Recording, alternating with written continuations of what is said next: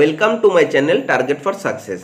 আজকে আমরা আয়তক্ষেত্রের এমন 5টা অঙ্ক করব যে 5টা অঙ্ক বুঝতে পারলে মোটামুটি গ্রুপ সি এবং গ্রুপ ডি লেভেলের পরীক্ষায় আমরা করে আসতে পারবো আয়তক্ষেত্রের অঙ্ক আসলে। তো চলো আয়তক্ষেত্রের কিছু বেসিক আমরা জিনিস দেখে নিই। দেখো আয়তক্ষেত্র কাকে বলে? এই যে আয়তক্ষেত্র, যে ক্ষেত্রের পরস্পর বিপরীত বাহু মানে এই বাহু আর এই বাহু সমান এবং সমান্তরাল, সমান এবং সমান্তরাল, সমান মানে সমান দৈর্ঘ্যের এবং সমান্তরাল মানে দুটো মিলবে না, সমান হয়ে চলতে থাকবে। এই দুটো বাহু আর এই দুটো বাহু সমান এবং সমান্তরাল। আর প্রত্যেকটা কোণ, এখানে যে প্রত্যেকটা কোণ আছে এই প্রত্যেকটা কোণ 90 ডিগ্রি, প্রত্যেকটা কোণ 90 ডিগ্রি, এগুলো সব 90 ডিগ্রি করে, প্রত্যেকটা কোণ কত করে? 90 ডিগ্রি করে।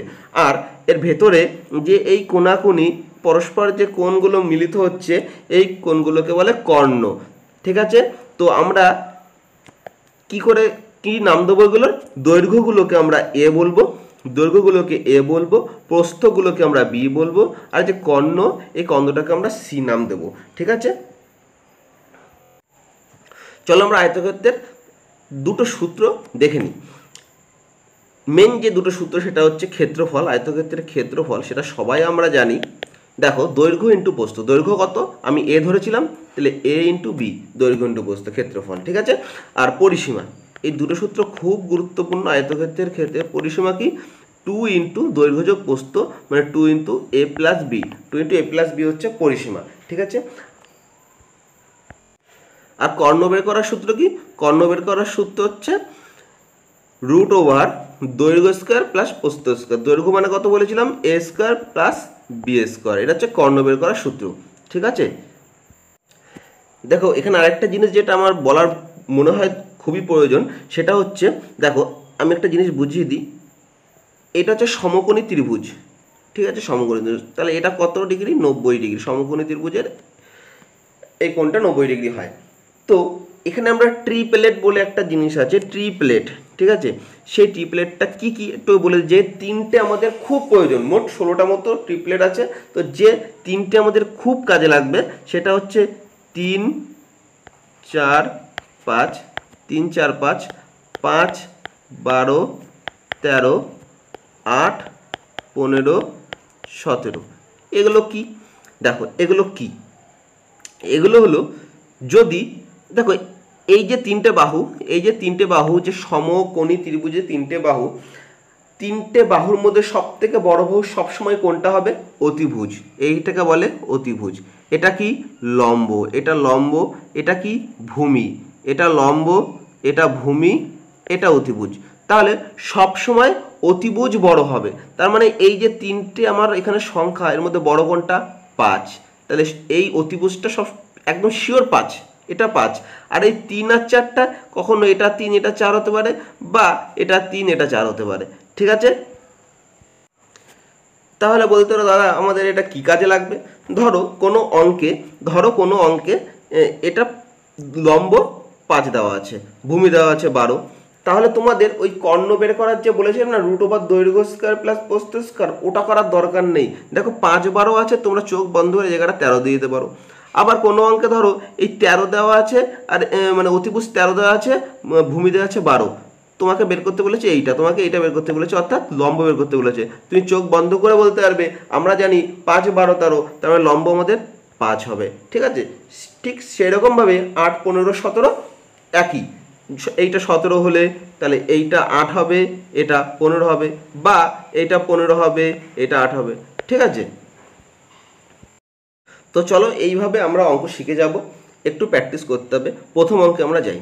প্রথম অঙ্কটা কি বলেছে দেখো, প্রথম অঙ্কটা কি বলেছে? একটি আয়তক্ষেত্রের দৈর্ঘ্য ও প্রস্থের অনুপাত। এই যে একটি আমি আয়তক্ষেত্র আঁকছি, দেখো একটি আয়তক্ষেত্রের, এই যে আয়তক্ষেত্রের দৈর্ঘ্য আর প্রস্থ, দৈর্ঘ্য কত? 5 বলেছে, প্রস্থ কত? 3 বলেছে।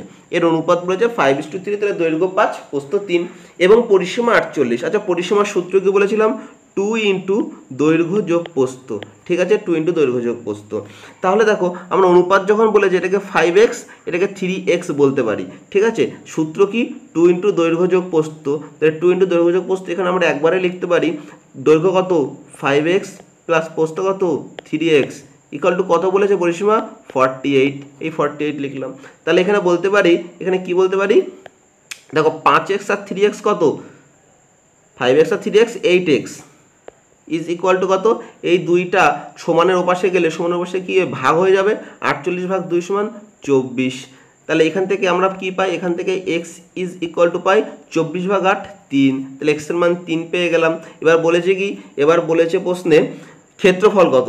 ক্ষেত্রফলের সূত্র কি, ক্ষেত্রফল দেখো আগে এখানে মানটা পুট করি, এই 3 মানটা এই এক্সের জায়গায় পুট করলে কত হবে, 3 5 এটা 15 হবে, এটা 3 থেকে এটা 9 হবে, মানে পুট করলাম এই এক্সের জায়গায় 3, এই 3টা পুট করলাম, তাহলে 9 আর 15। এবার কি বলেছে ক্ষেত্রফল, ক্ষেত্রফলের সূত্র কি আমরা জানি, আমরা জানি ক্ষেত্রফলের সূত্র দৈর্ঘ্য ইন্টু প্রস্থ। তাহলে এখানে দৈর্ঘ্য কত 15, প্রস্থ কত 9, 9 গুণ 15 কত হবে, 9 গুণ 15 135, তাহলে 135 হচ্ছে অ্যান্সার, 135 হচ্ছে আমাদের অ্যান্সার। গ্রুপ এই হচ্ছে ডি অপশান আমাদের উত্তর। ঠিক আছে, চলো নেক্সট অঙ্ক দেখো। পরের অঙ্ক কি বলেছে, একটি আয়তাকার পার্কের এক বাহু, আমি একটা আয়তাকার পার্ক আঁকি, এই যে আয়তাকার পার্ক, এর একটি বাহু বলেছে 8 মিটার, একটি বাহু আমি এখানে 8 মিটার দিলাম, একটি বলেছে আর বলেছে কর্ণ, কর্ণ বলেছে 17 মিটার, আমি কর্ণ এটা 17 মিটার দিলাম। দেখো কর্ণ 17 মিটার দিলাম। বলেছে কি পার্কের ক্ষেত্রফল কত, আমি একটু আগে বলেছিলাম টিপ্লেট কত 8 15 17, এই তিনটে টিপ্লেট আছে, তাহলে 8 15 17, তাহলে এটা যদি 8 হয়, এটা যদি 17 হয়, তাহলে এটা কত হবে 15 হবে, তাহলে 8 15 17, তাহলে দৈর্ঘ্য কত, তাহলে এখানে একটু উল্টে তুমি নাও, তোমার অসুবিধা নেই কোনো, তুমি উল্টে নাও, তুমি এখানে 8টা এখানে নাও, কোনো তো বলে দিইনি কোন বাহুটা 8, তাহলে এটা 15, তাহলে দৈর্ঘ্যের সঙ্গে বড় হয়, আমি দৈর্ঘ্যটাকে 15 ধরলাম। ঠিক আছে, এইবার কি বলেছে প্রশ্নে বলেছে ক্ষেত্রফল কত, আমার ক্ষেত্রফলের সূত্র কি দৈর্ঘ্য ইন্টু প্রস্থ, তাহলে 15 ইন্টু 8, 15 ইন্টু 8 কত হবে 120, 8 15 120, তাহলে 120 বর্গমিটার উত্তর হবে। ঠিক আছে, চলো নেক্সট অঙ্ক দেখো। পরের অঙ্ক কি বলেছে, বলেছে একটি আয়তাকার পার্কের পরিসীমা 56 মিটার এবং কর্ণ 20 মিটার। দেখো পরিসীমা 56 মিটার দিয়েছে, কর্ণ 20 মিটার দিয়েছে, আমি এখানে দেখতে পাচ্ছি কর্ণ দিয়েছে কত, কর্ণ দিয়েছে 20, কর্ণ কত দিয়েছে 20, আমি কর্ণ 20 লিখি। ঠিক আছে, ক্ষেত্রফল কত, দেখো মনে পড়ে ট্রিপলেট কত 3:4:5। ঠিক আছে, তো আমরা জানি কর্ণ এখানে 5, তো এখানে কর্ণ দিয়েছে 20, তাহলে এই 5টা 20 মানে 5-এর কত গুণ 20, 5-এর কত গুণ 20, 5-এর 4 গুণ 20, 4 গুণ 5-এর 4 গুণ 20, তারপরে নিশ্চয়ই 3-এর, তাহলে এটা তো 3, এটা 4, এটা 5, এই কর্ণটা 5। ঠিক আছে, তো দেখো ভালো করে দেখো, এই 20টা, এই যে 20টা, এই 20টা এই 5-এর 4 গুণ, তার মানে এইটা এই লম্বটা 4 গুণ হবে, 3-এর 4 গুণ, 3-এর 4 গুণ হবে, তাহলে এটা 12, এটাও 4-এর 4 গুণ হবে, তাহলে এটা 16। বোঝাতে পারলাম কি বললাম, দেখো এই যে 20টা, এই 20টা এই যে অনুপাত 3টের আছে, 5-এর কত গুণ, 5 কেন ধরবো, কারণ কর্ণ 5 হয়, 5-এর কত গুণ 4 গুণ, তার মানে নিশ্চয়ই এই লম্বটা 3-এর 4 গুণ হবে, 3-এর 4 গুণ 12, আর এই ভূমিটা, এই যে ভূমিটা এখানে, ভূমিটা উল্টো দিকে এইদিকে, তাহলে ভূমিটা কত 4-এর 4 গুণ মানে 16।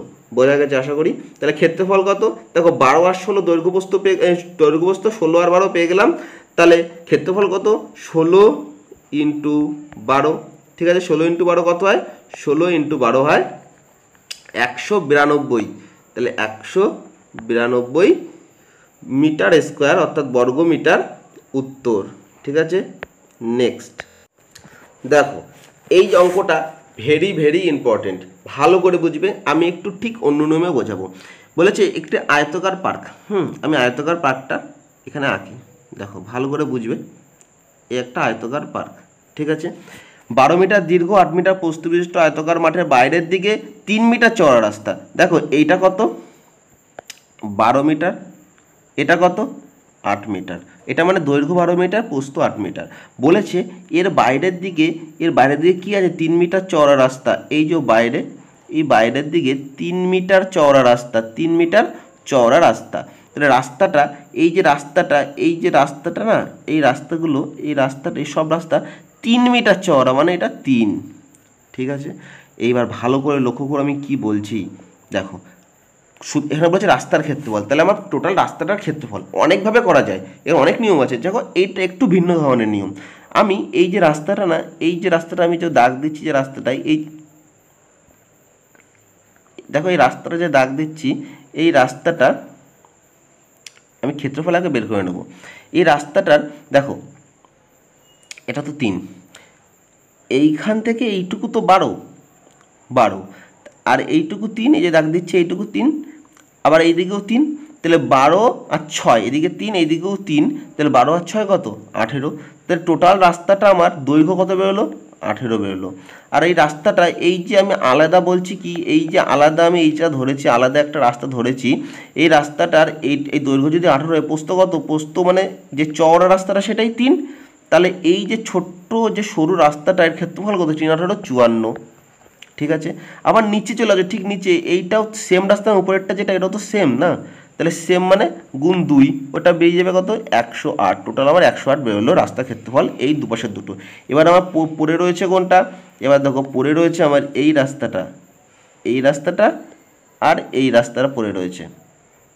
দেখো এই রাস্তাটা পড়ে রয়েছে, তাহলে দেখো এই যে এইটুকু, এইটা লম্বা কত? এই রাস্তাটা যে পড়ে রয়েছে, এইটুকু রাস্তা যে পড়ে রয়েছে পাশে, দেখো এর লম্বা কত? লম্বা হচ্ছে 8।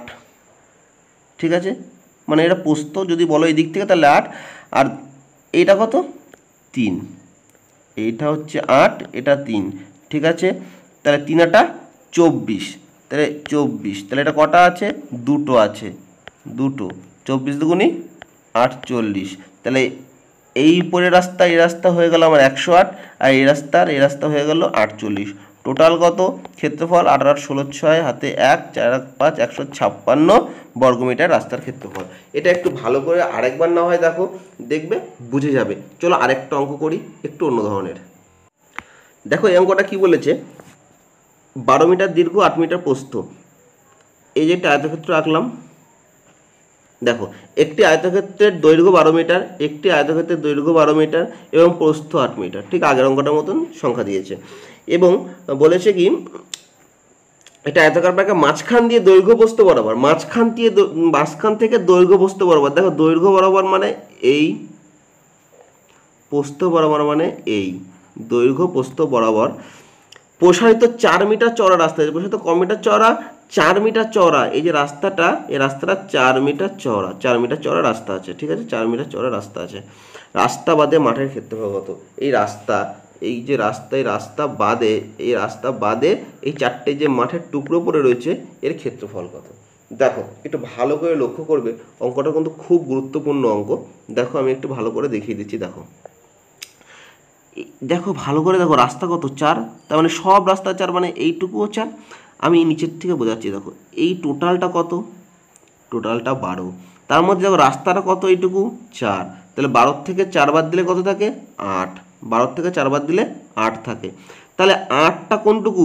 এইখান থেকে এইটুকু আর এখান থেকে এইটুকু সমান না দুটো? তাহলে আমি কি করব, একে ভাগ 2 করব, বের করে আমি 4 বের করব। আমি কেন কি বের করছি? আমি এই একটা টুকরো বের করছি, একটা টুকরো মাঠ বের করছি। একটা মাঠ বের করে এই মাঠটাকে 4 দিয়ে গুণ করলে 4টে মাঠ পেয়ে যাব, তাই না?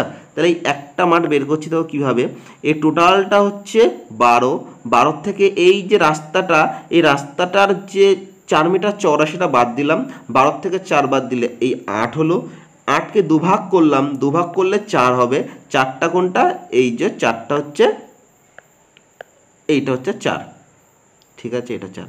এইবার দেখো আমি এই দিকে একটু চোখ দাও, এইটা কত টোটাল? এর টোটাল হচ্ছে 8। 8-এর থেকে কত বাদ দেবো? 8-এর থেকে আমরা 4 বাদ দেবো। 4 কেন? 4 মিটার চওড়া রাস্তা, তাহলে 8-এর থেকে 4 বাদ দিলে কত থাকে? 4। এই 4টা কত হবে? দুভাগ হবে, কারণ এইটা 4, মানে এইটা তাই 2 ভাগ করছি। 2 ভাগ করলে কত হবে? 2।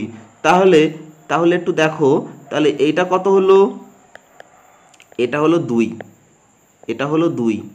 ঠিক আছে, তাহলে এইবার দেখো এই যে টুকরো মাঠটা, এর ছবিটা আমি এখানে আঁকি, টুকরো মাঠের ছবিটা, এই যে টুকরো মাঠটার ছবিটা আঁকলাম। টুকরো যে মাঠটা, এইটা হলো 4, মানে দৈর্ঘ্য 4 বেরোলো, প্রস্থ কত? 2 বেরোলো। তাহলে টুকরো মাঠটার ক্ষেত্রফল কত? 4 দুগুণি 8। টুকরো মাঠটার ক্ষেত্রফল 4 দুগুণি 8 বেরোলো ক্ষেত্রফল, তাহলে 8। কটা মাঠ আছে এরকম? 1টা 2টো 3টে 4টে মাঠ, তাহলে গুণ 4, 4 8 32 বর্গমিটার হচ্ছে রাস্তা বাদে মাঠের ক্ষেত্রফল। এই রাস্তা বাদে মাঠের ক্ষেত্রফল 32 বর্গমিটার হচ্ছে উত্তর। অনেক নিয়মে করা যায়, এই নিয়মটা খারাপ না, ফলো করতে পারো তোমরা। চলো, তো আজকের মতো এটুকুই। যদি ভিডিওটা ভালো লেগে থাকে তাহলে অবশ্যই লাইক করবে, শেয়ার করবে, কমেন্টস করবে আর সাবস্ক্রাইব করবে আমার এই চ্যানেলটাকে, আর বেল আইকনটা ক্লিক করবে পরবর্তী ভিডিওগুলো তাড়াতাড়ি পাওয়ার জন্য, ঠিক আছে? তো চলো আজকের মতন বাই।